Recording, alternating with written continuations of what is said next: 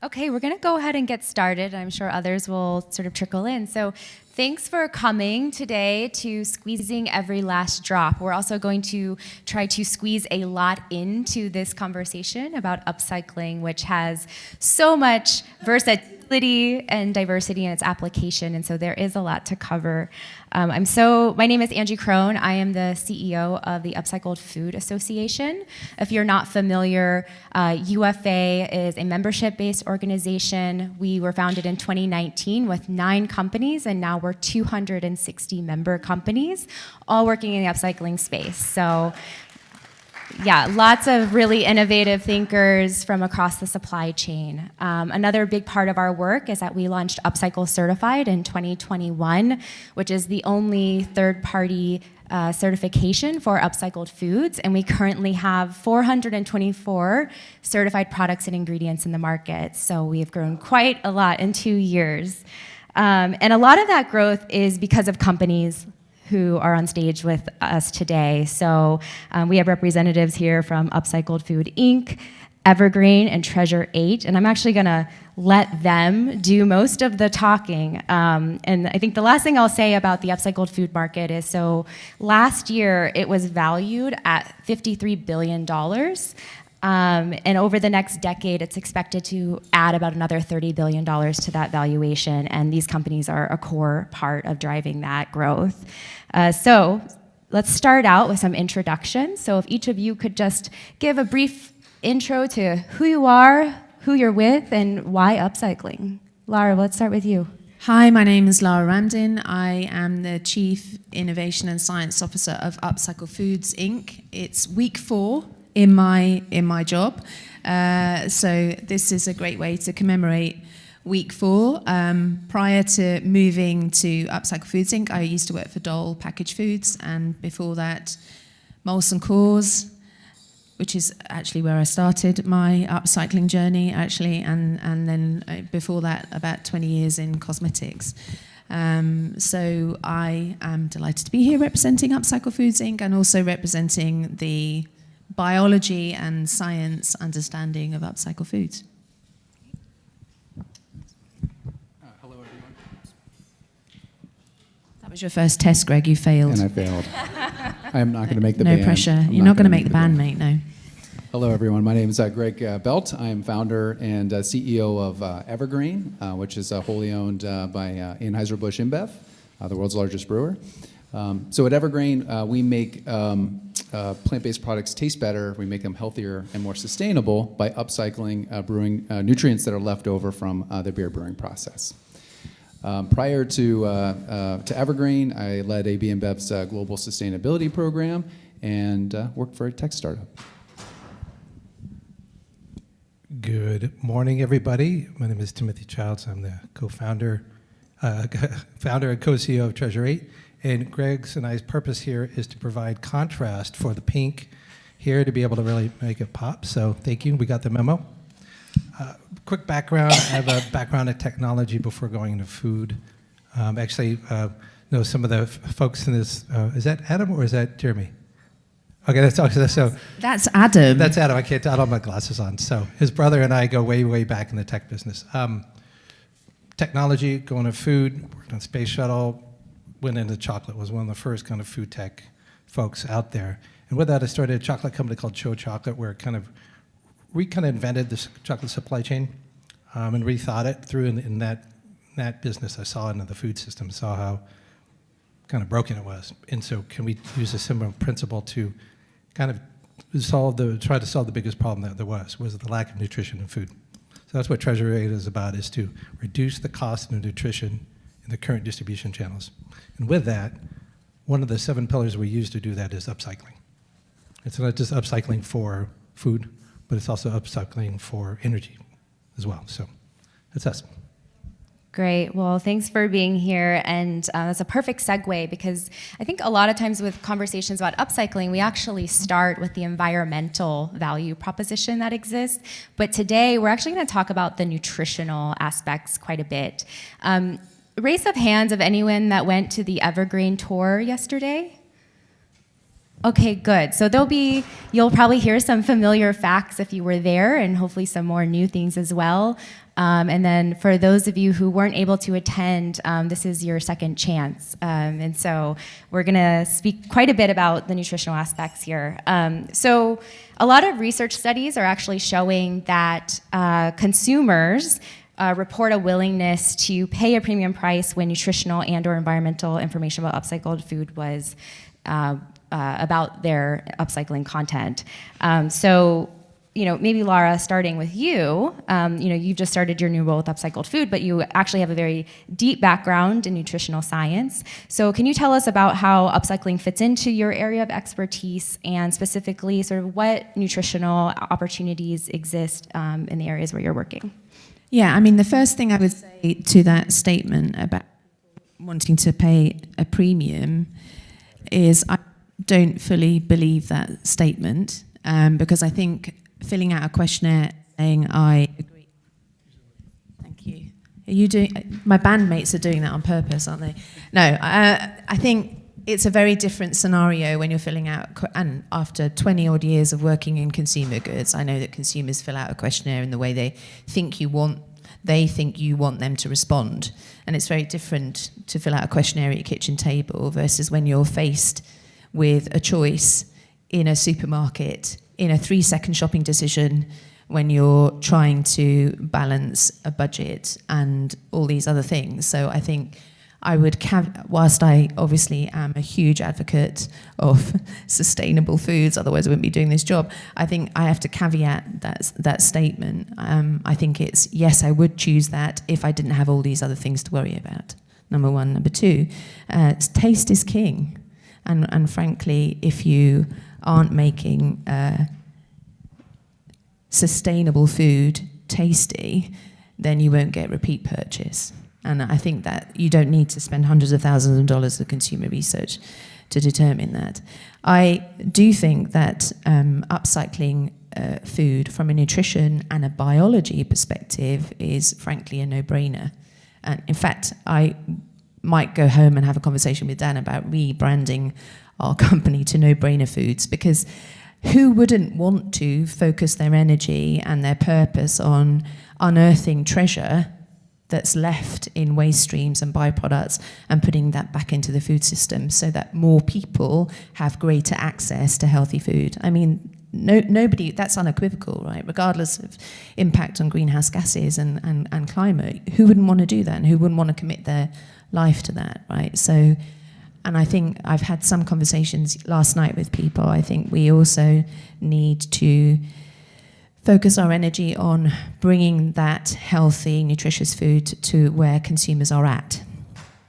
So we can certainly do new product development in beverages and shakes and supplements and all those things, but actually it will be more meaningful. It is more meaningful, I think, and more impactful if you're bringing that nutrition to them in things that they enjoy, so bread and pasta and pizza bases and all of those things, right? Because what I see from a consumer behavior perspective is that there is a plethora of information when it comes to health, wellness, nutrition, but people are still making the choices that they make. And we still have an obesity problem, type 2 diabetes problem, all of those things. So we, in the food industry, have to stop trying to convert people and say, okay, if you're going to eat this way, let me give you this alternative that uses this flour that happens to have 4 times the amount of fiber and 2 times the amount of protein.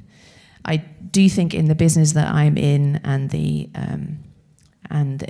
core ingredient that we have, Super Grain Plus, what's really important is fiber. Fiber is like in the Avengers in Infinity War. Fiber is like the unloved superhero. Fiber is like Ant-Man. You'll love Captain America and you'll love Iron Man, and who doesn't love Wonder Woman? If you know me well, you'll know that I am a huge Wonder Woman fan.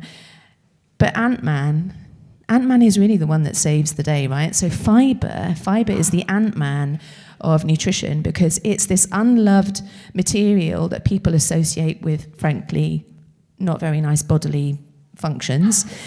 That was me being polite, by the way. Did you see how I did that? And actually, fiber is this like super gut health ingredient that should frankly be in everything, because gut health is the root to overall wellness. Gut health impacts your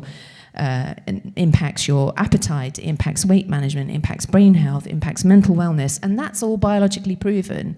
So why only 10% of Americans are getting their recommended daily allowance of fiber in their diet, I don't know.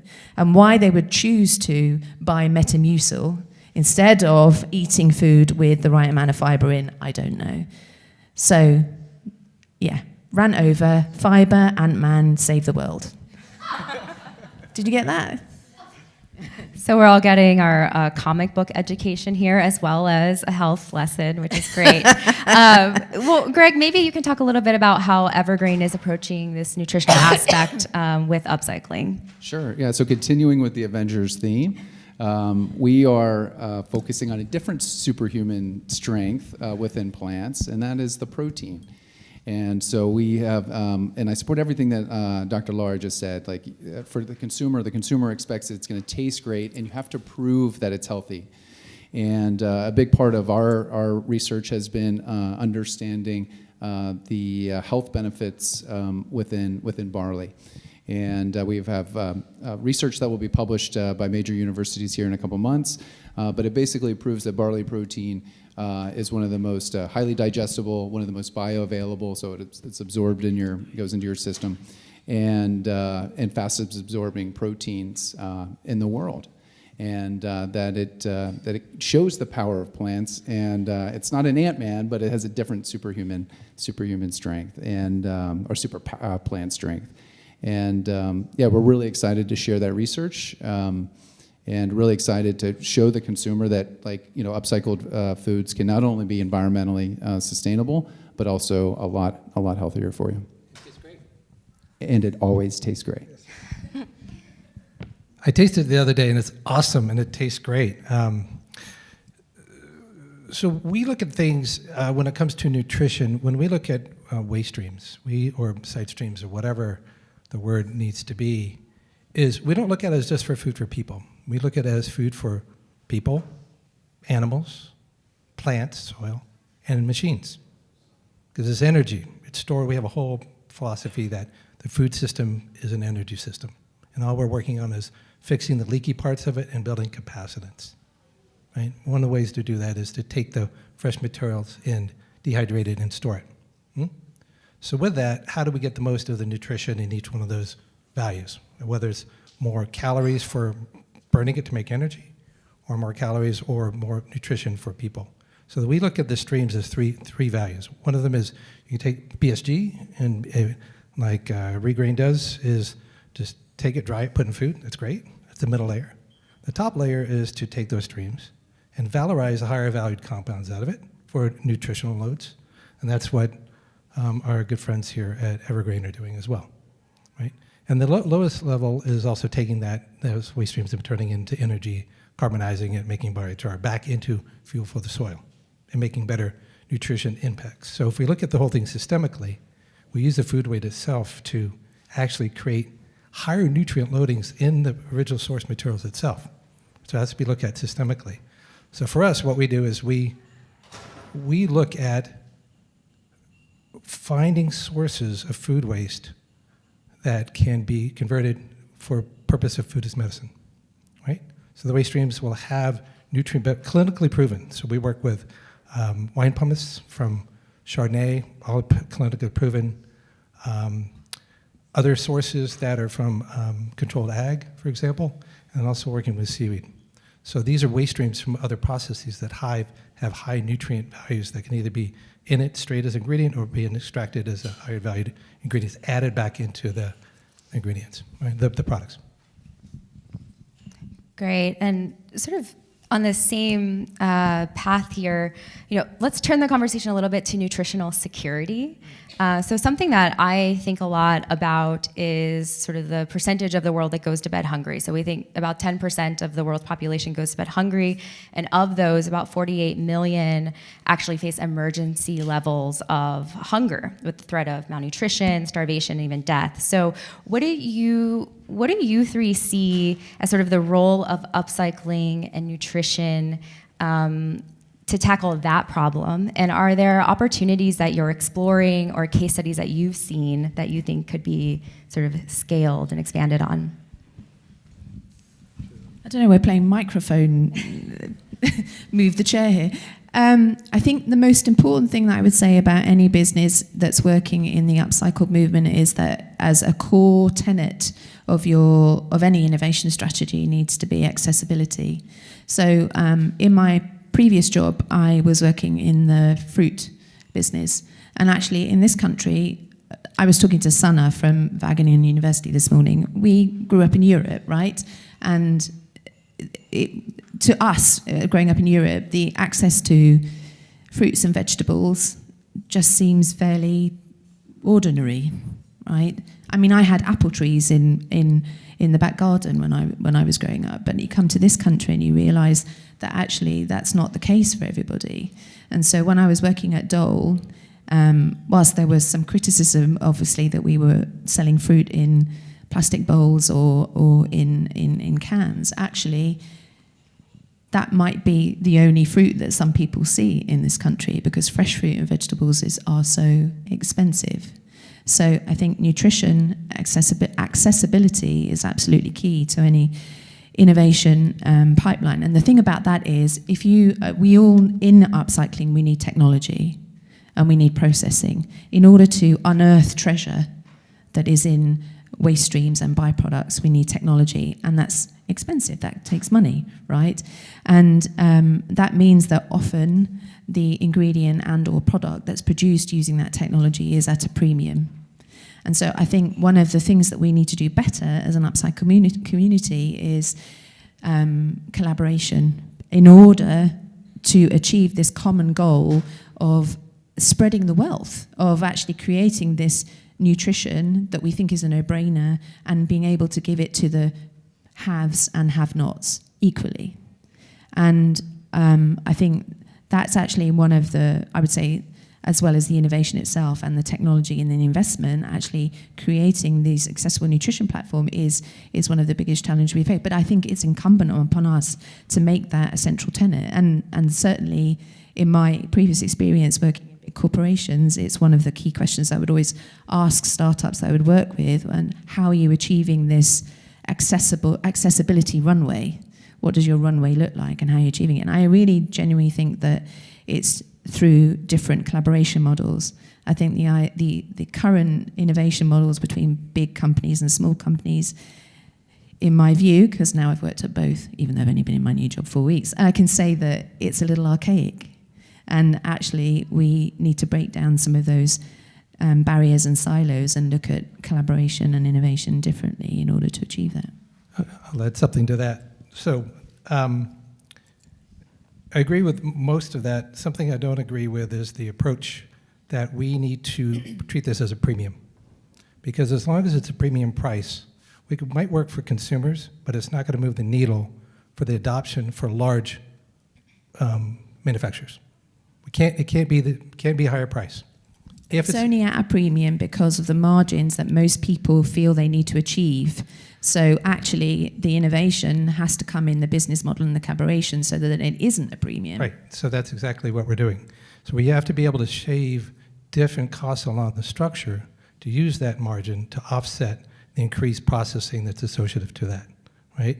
And so part of that is also, this is about the environmental question, so leverage in some of those waste streams to actually make carbonization, make carbon credits, to use it to kind of subsidize some of the input costs as well, and other techniques to do that. So I'm a strong advocate of saying to do this at large scale. We can do it, Whole Foods-ish and stuff like that, but do it at very, very large scale for adoption by major companies.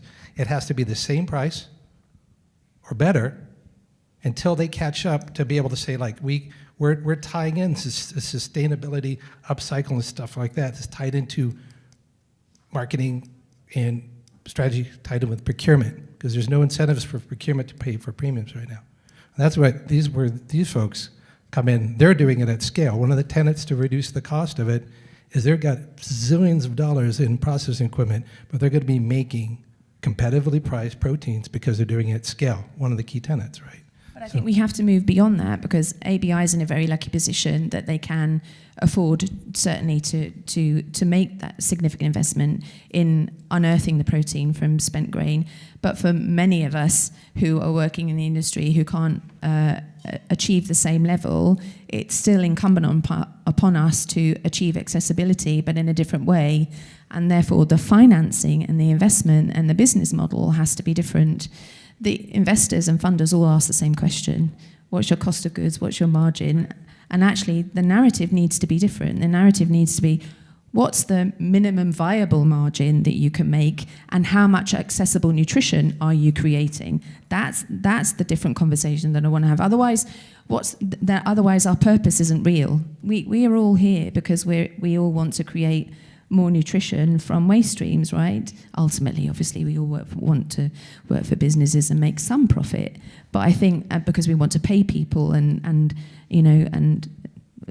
facilitate economies. But at some point, we need to balance economy with feeding people. That's the point.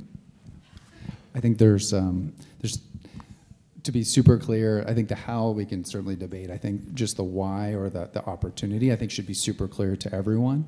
That upcycled foods can make a big difference in malnutrition.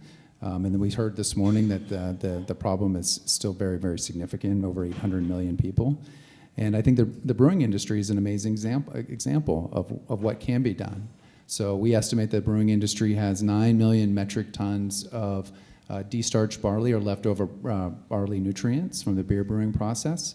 Embedded in that is 3 million metric tons of protein, and that is roughly equal to the size of plant protein isolates and concentrates today.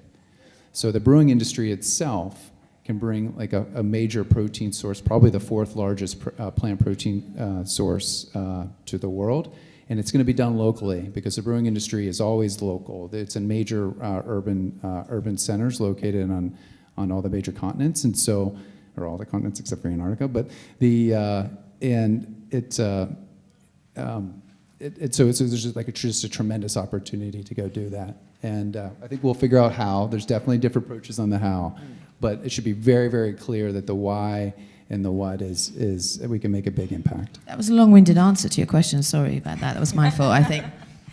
We're going to have to get timers out here. No, I appreciate the debate, and I think thank you, Greg, for making it clear. The why is very clear. There's so much opportunity, and of course, we want that nutritional opportunity to not go against sort of also the planetary opportunity to do better. And so, sort of pivoting to dive into the environmental impacts of upcycling. So at UFA, our definition of upcycling includes this phrase that products need to have a positive impact on the environment. Now, that can be interpreted in a lot of different ways. So it could be solely carbon footprints.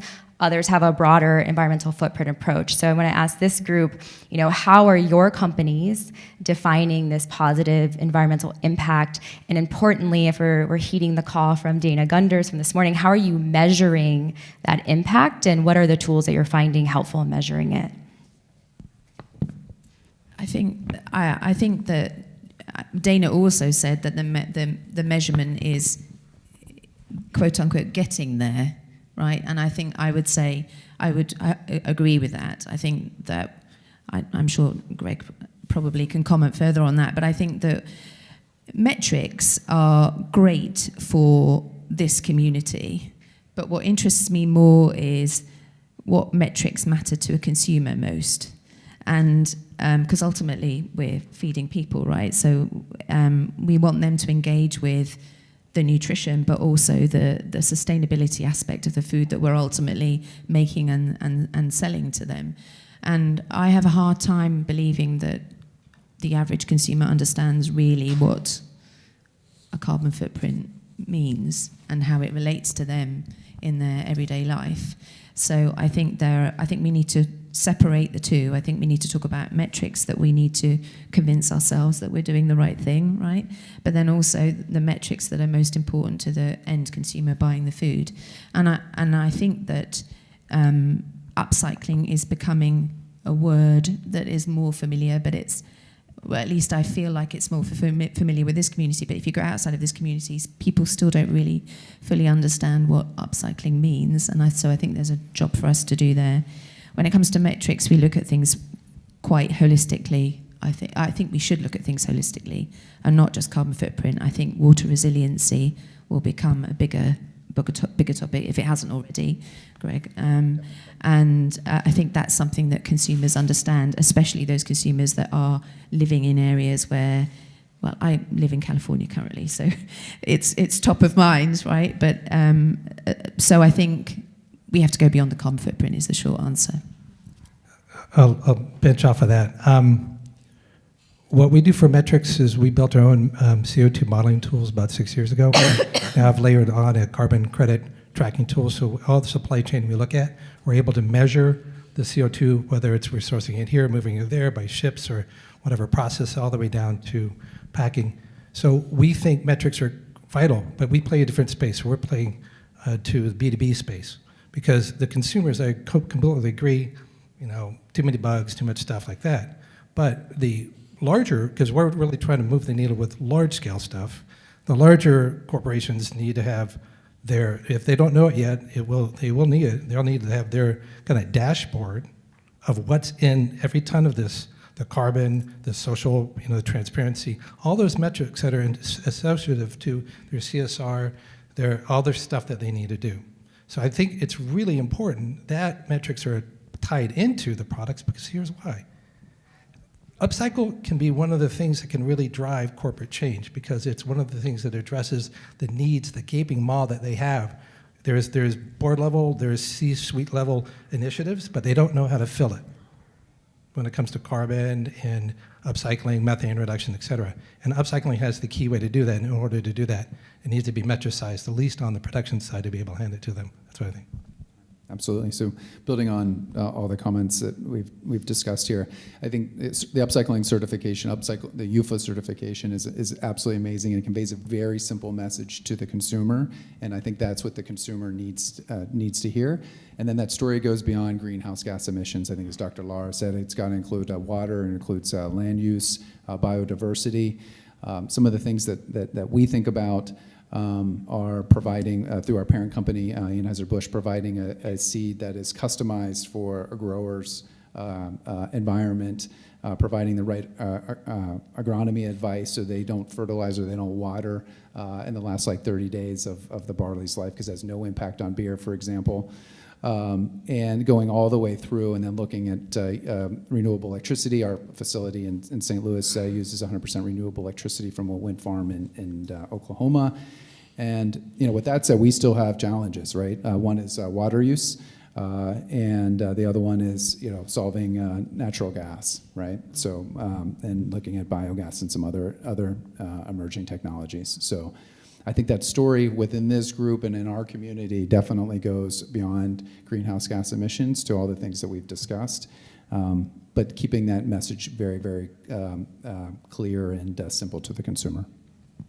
Right, and I think that's a great segue into sort of talking a little bit more about Upcycle Certified and sort of the establishment of a label and a category and what that can do to help drive some of these impact metrics and outcomes. And so for the room, so you have some context, we launched Upcycle Certified in 2021. There's 432 products and ingredients that have achieved the certification. And essentially what the certification is doing is providing a level of assurance that a company that's making an upcycling claim is indeed diverting food from a waste stream and turning it into sort of a value-added product for human consumption. We're seeing these products grow 21% year over year on the shelf. And we see it also as a way to sort of collectively measure the impact of the movement. But I'm curious, from an ingredient supplier, this B2B standpoint, obviously the certification is very consumer facing, but I'm interested in, from this group, how are you leveraging it in those ingredient supplier conversations? What are some of the benefits? What are some of the drawbacks? And what are some of the links that we need to sort of connect? I mean, I think as an ingredient supplier, it provides a level of transparency and authenticity about the supply chain that your downstream customer doesn't need to worry about, because you've been it's a third-party certification, so the UFA aren't certifying, it's where food comes from does the certification. So it's quite a complex process, and we're continuing to evolve that, aren't we, Angie? We're continuing to evolve it, but once you've been through that process, I think it gives you it gives your customer, your B2B customer, a level of security that sort of takes the pain away in a way. So they're using something that's certified, so they know that end-to-end supply chain has been audited. Actually, I think the next level will be to combine the certification with perhaps other metrics that should be or are being measured to roll up into some kind of eco score. So, the certification could be part of that alongside other things that are going on, because at the moment there's the certification process that goes on, and then if you are able to invest in it, there's also LCA analysis. And I wonder if there isn't more benefit to the company and also to the end customer and then the end consumer if that isn't all rolled up into one. We call this in certification talk continuous improvement. So we start with a level where companies can access it, and then we figure out the next level of granularity to go in terms of data. But I think having worked for I worked obviously a couple of months ago, worked for a big company who's going through the process of certifying green banana powder, and unless you're very buttoned up, perhaps like an ABI or even a Unilever, it's actually not that intuitive to find all the information, and the onus is on us, not on UFA, of course. But I think continuous improvement is always good, no? Of course, striving for it, leap by leaps and bounds. But Greg and Timothy, I'm wondering sort of what your thoughts are on sort of this, having a category and a label, and like how you're leveraging it and benefits, drawbacks, challenges. Sure. Yep. So we conducted an experiment, a consumer experiment early in our journey, where we tried to communicate this like barley and brewing upcycling story. We had 30 participants, and like one only got it within like 30 seconds. Yeah. Right, and I think Dr. Laura, you mentioned that, hey, you got 3 seconds to convince this consumer, right? And so telling that story is going to be just absolutely impossible. And so what upcycled food certification does for us is it tells that story exactly as you said. In 3 seconds, this is what you can feel good about the product that you're purchasing. And so we're recommending it to all our customers, and the feedback has been 100% positive, and I think the conversion rate will be super high. The only drawback that I can think of is just global. We just got to, many of our customers have a presence or manufacturing in a lot of different countries, and so I think that's the opportunity. Is let's not just stop here in the U.S. or in North America. Let's go global with it. Perfect segue. Okay. Perfect. We need to talk about this before. So, Dana's talked about thinking bigger, right? So, about 8 years ago, we came up with this labeling program called Bug, and it's about something similar. I want us to think bigger, right? Upcycling, to think bigger. We want upcycling to be something that just kind of fades in the background, because it's just the way things are done. But on the pathway to get there, I think food upcycling could be the spark that sets a flame for other industries, other products, right?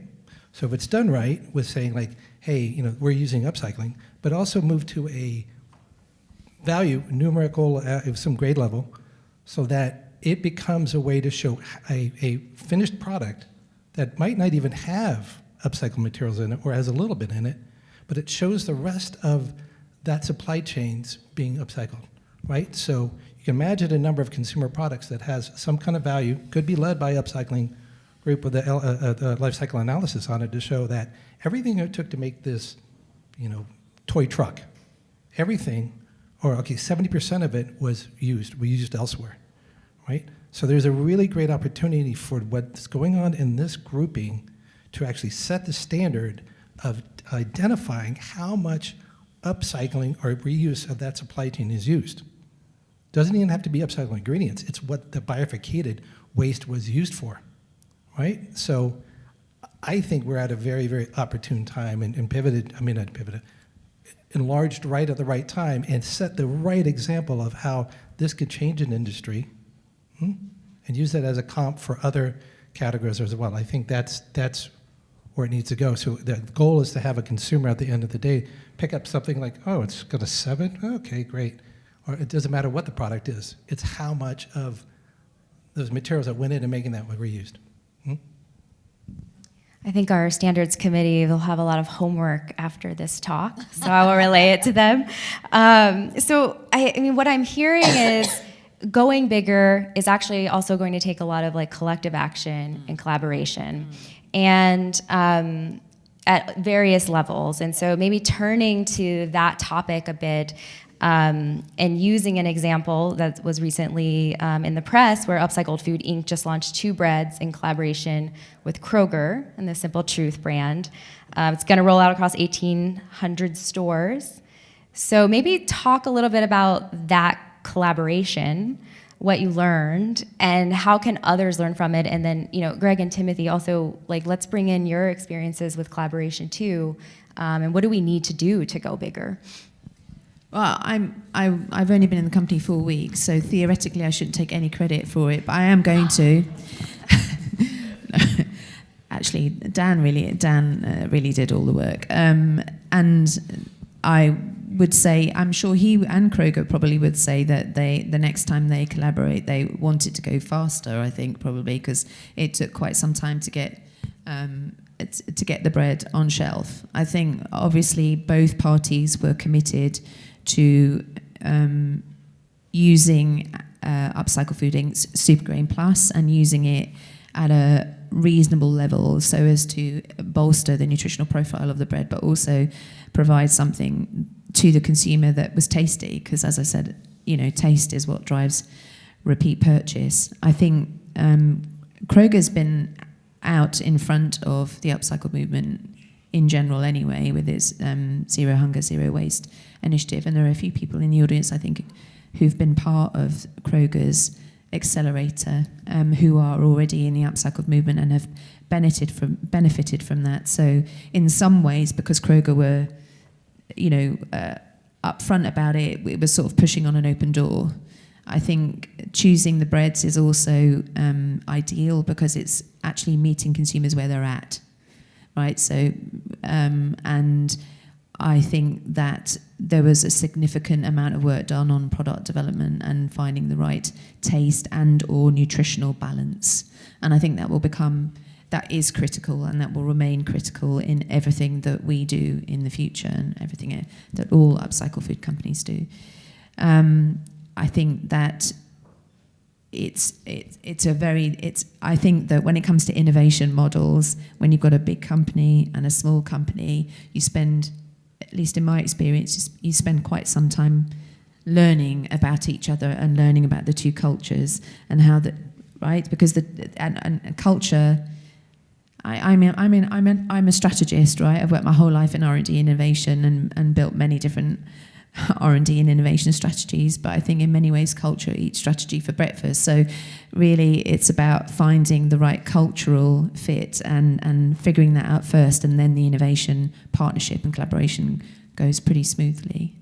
So I think defining the common goal, agreeing the product they would go to, meet consumers where they're at, and find the right balance between taste and nutrition. Those are the key things to that collaboration. Yeah, echoing a lot of what Dr. Lara just said, you know, one of the partnerships, one of the things that we've been thinking about is reaching like all consumer segments, not just reaching the consumer segment that is super passionate about the environment or about upcycled foods, but how do you get to everyone? How do you get to the consumer that shops at Whole Foods and to the consumer that shops at Walmart? To Timothy's point, that's how you get scale. And we're really excited. A couple weeks ago, we announced a partnership with James Wilkes and the group at FIDA, which is a startup. And James is the founder and also the producer behind the Game Changers documentary showing the power of plant-based diets. And we're really excited about that partnership because That is a great example of an ingredient company and a brand and a passion like working closely together on formulation. Going forward, James and that FIDA team will be carrying that message to consumer. He identified a very specific need that athletes today do not have great options for products that taste great, that are super healthy, and that are sustainable. And that's an important consumer segment, and really excited about that partnership and the impact that that's going to have in carrying that upcycled food message to that big, very large group of consumers. I think what the good doctor said is spot on it's about cultural fit, right? One of the things that people will learn when they get in this business, the biggest challenge is that you go into it thinking you're going to make a product, but in reality, you're going to spend a lot of your time doing business development, economic development, and you're going to be working with people that might not have their job in a quarter, or there might have a shift in leadership, and those initiatives have dried up, et cetera, et cetera. Some of the biggest challenges, right? So she's right, culture eats strategy for breakfast. That's what we use, the same saying at our place. But with that, I think that's the key thing, is to working with these companies, is to find champions inside those organizations, right? Both on a high level and a low level, so you can kind of squeeze through that middle layer, that kind of, the clay layer is what we call it, to make change happen, right? So that's the key. If you don't get along with the people in the beginning of it, it's not going to go. Just move on and keep finding through that organization either those champions or work with somebody else, frankly, But then you got to move fast as you can and not, try to pad your head from banging your head against the wall, because it's not moving as fast as you want. And hopefully those people are not transferred out, or the corporate change happens or something like that in the meantime. Yeah, and I think all of this just really echoes a lot of what we heard in the earlier morning sessions as well, is like, we have so many champions at this event, and we also need it to be 10 times, 100 times bigger to bring all of those champions in this space and really collaborate and work with abundance in mind. So appreciate those thoughts. I want to open it up to the room for Q&A. I'm sure there's some burning questions. In the back, Katie. Wait for the microphone.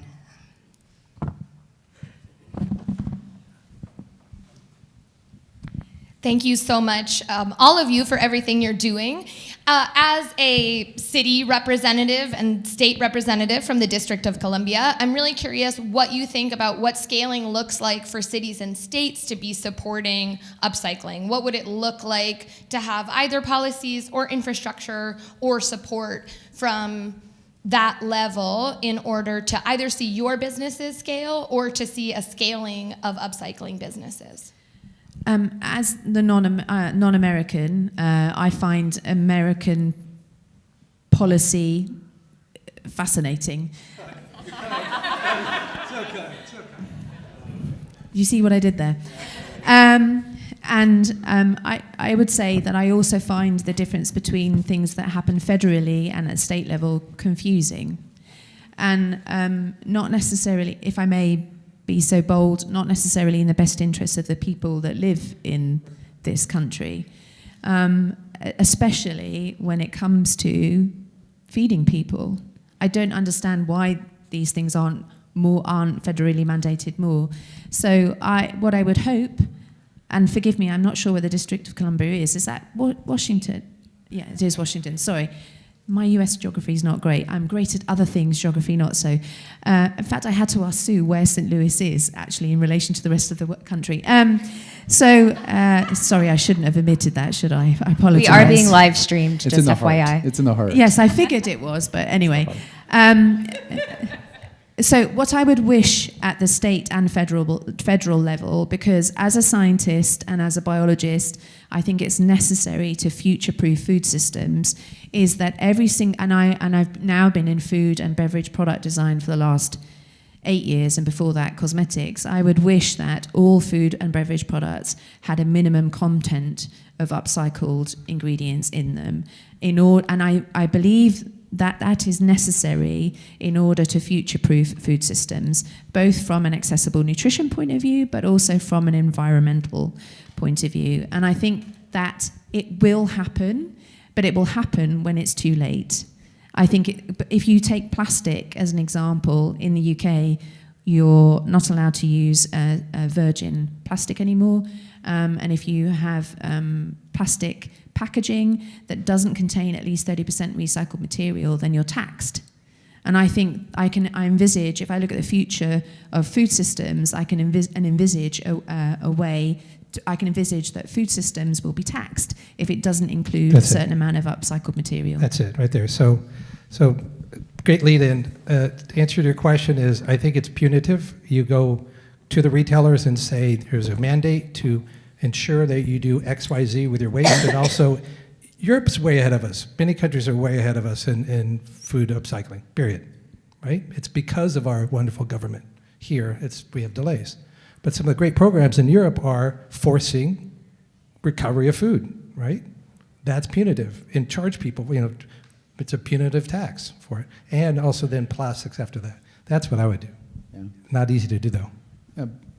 And for Evergreen, our experience with St. Louis was just magical. When we were looking at, we refurbished a building, as many of you know, from 1905, and that required several different permits, right? And we looked at a couple different cities, and St. Louis came back, and then they did their work, they were responsive. And so from like a permitting, from a scaling and support, I think is just really, really important for cities and states to do that. I think the second thing is the connecting. The cities and state officials and these support organizations connect with so many businesses that they can be a great, they know technologies, they know potential customers, and that is, and they love doing that. And that's often an undervalued skill and benefit that these organizations have. Yeah, I would just add one more thing too. I think cities, states, and even the federal level funding for R&D to create sort of these this connective tissue to incubate new ideas, the new technology is really critical as well to ensure, even if we have those standards in place from a policy perspective, there's a supply there that can then help meet those standards. Which is in the Food Act, specifically Title V. So go tell all your congresswomen and congressmen to pass that, and there'll be hopefully a chunk of money specifically for that. We also do need education as well, right? Because I've really on a very, very basic level, in California, we now have the green bins where you can put your organic waste and it can go to composting. And in our house, the green bin has sat empty since it appeared like 4 weeks ago. And it's because nobody in the house that I live in with the apartments, nobody knows how to use it. Nobody knows where to put the waste or what have you. And I keep sending text messages to everybody, and now they just don't bother responding to me anymore because I'm the really boring old lady that lives in apartment D that keeps talking about rubbish. But so the green bins have appeared, and nobody's told anybody how to do it, how to use them. So there's a serious lack of. So at a government level, what's his name, Newson, says, I've got these great organic bins and it goes to composting, but the average consumer doesn't know what to do with them. So there's this huge chasm of education. And as a scientist and a biologist, I would be happily give my time, my personal time, to do more in that space with government legislators in schools or whatever in order to change that. Okay. Next question. Francesca. Oh, hi. Sorry, I've got the mic over here. Yes, be quiet, Adam. She's got the mic. I'm Francesca Goodman-Smith. I'm from Fight Food Waste CRC in Australia.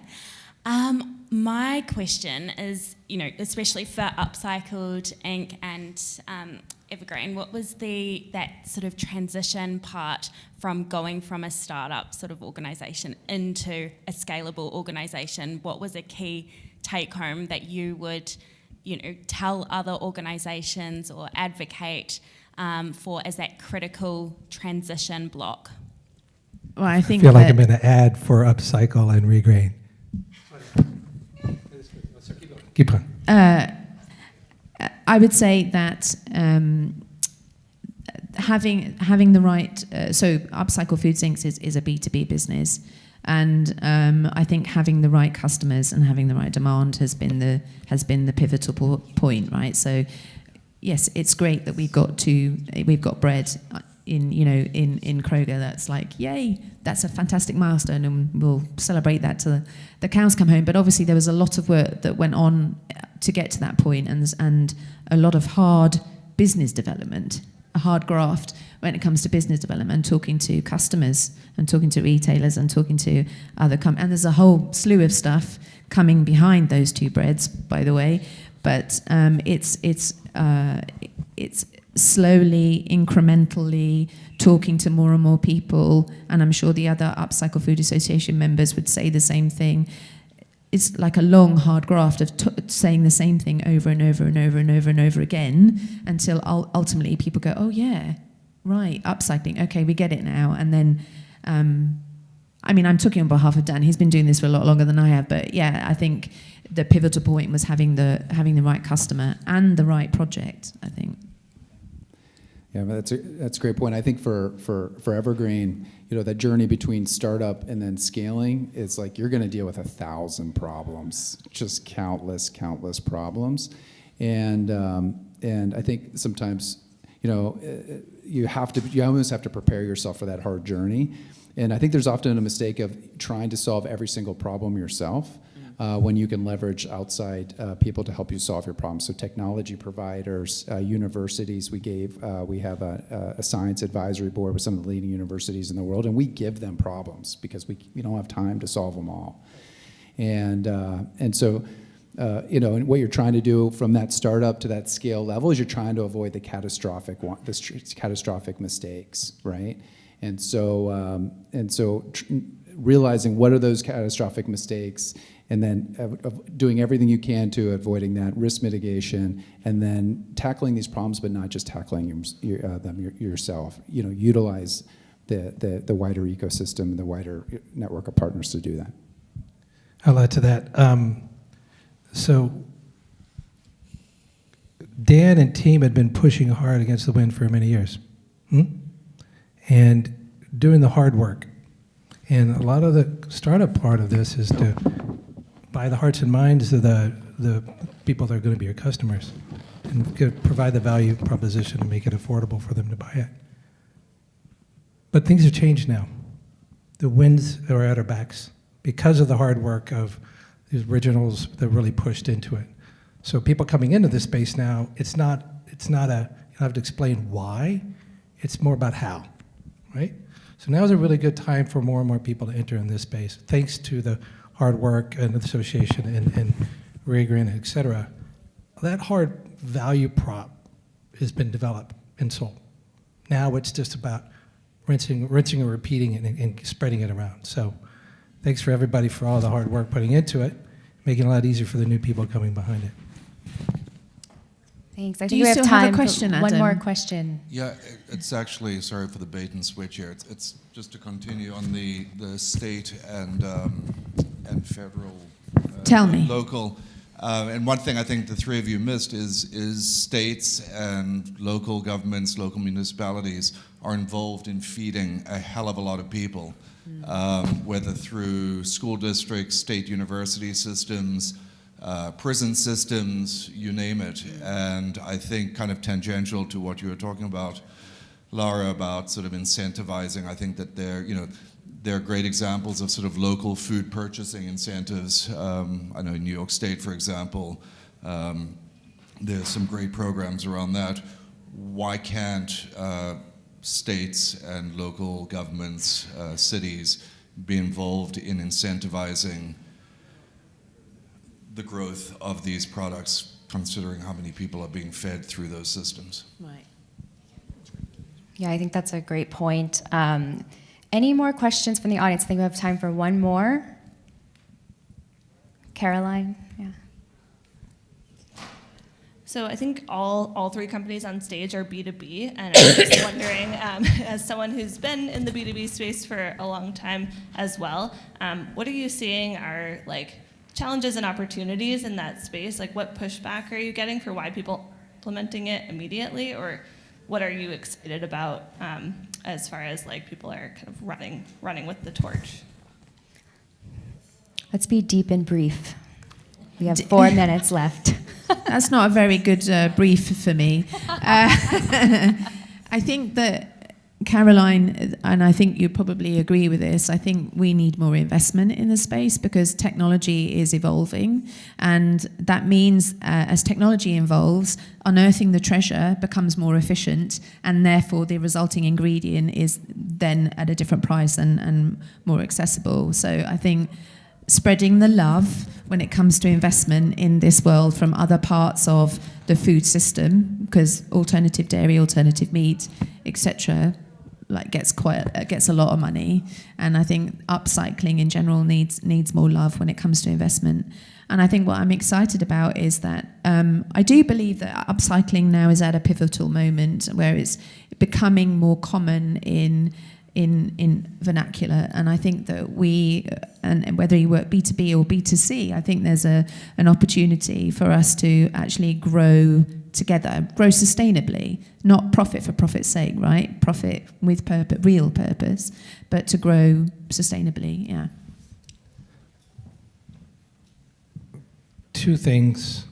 I admire your work, by the way. It's been a model for us to look at for so long. So if y'all don't know Renewal Mills, you just check it out. It's amazing. And again, a lot of hard lift getting it open. So thank you for that work. As you know, getting buy-in is hard, right? So I think there's two efforts to be done, is to help companies tie together purchasing, procurement, and strategy of sustainability, right? Because they're still delinked. So you have to tie in marketing dollars to help offset some of those costs into it, et cetera. And the other one, too, is just provide great comps, right? So great comps to explain to these folks, like, look, whey is a great comp. Whey was a waste stream from making cheese, right? It sells for more than the cheese now, right? So these guys and gals are the next whey. It's even better than whey, but it's coming from one source, right? So these all are a great example to say, look, it was all spread around at one time. Here's an example of a waste stream into value, right? That's what we're doing here with you, and let's look at it that way. And here's a great comp of how one corporation is going to do it for themselves, and this is a comp for the other corporations to say, they did it this way, right? So that's what I would suggest. And very briefly, I would say time. It just takes a lot of time. I think people underestimate that if you go to a major CPG and you expect them to launch, your new upcycled ingredient in the next year, no, that is a 3 to 5 year project, right? And so I think in preparing yourself for that journey is like really, really important. So there's no substitute for time. It takes a lot of time for these companies to qualify you, to validate like the value proposition and all of that. And you have to do the work for them. You have to do a lot of the work for them. But that's part of the journey. Great, and thanks for that last question, because it was essentially the one I was also going to ask the group. So this was called Squeezing Every Last Drop. I'm going to give the group 1 minute total to share any last drops that they have, dreams, drops, before we break for lunch. Just remember, Upcycle Foods, Unloved Superheroes, Ant-Man, and the Wasp Lady. It's the Wasp, right? The Wasp Lady. And share the love, more investment, and an enabler to creating accessible nutrition. Okay. I was just, we talked about what an impact upcycled foods can have on this world. It can be a major, major impact. This is not some super small segment that's going to appeal to 10% of consumers. We have the opportunity to impact the world, and I think we're going to go do that. Yes. Okay. We did not plan this. I believe that upcycled food can change the consciousness of human nature. Why? It's a way to bring awareness to what was once opaque. The food companies intentionally kept it opaque, right? And it's with the advent of the internet, allow people to look in transparency. So now we're moving from I'm just consuming something, but how was it made? What was the impact along the way? So I believe that clearly defining and presenting food waste and the value around it that it has, upcycling it, can change people's consciousness to say, what else is going on here? What else is illuminating? So I believe it is a way to illuminate towards enlightenment. I just have to say one more thing because Antoinette's going to kill me. Stone and Skillet muffins launching now with upcycled supergrain in it. So get nearest Feel like I'm in supermarket. Awesome. Okay, well, thank you everyone for coming. I hope you learned something. Please stick around if you have any additional questions. Thank you. Thanks to the speakers and for your insights and the healthy conversation. Just a few things about what's next on the agenda. So lunch and special programming from 12 to 1:30, and then there's going to be breakout sessions on technology, investing, food rescue, and insect farming from 1:30 to 2:30, and then the structured networking from 2:30 to 4. So please mingle, meet someone that you can collaborate with, and take ideas away from this from. Thank you so much. Thank you.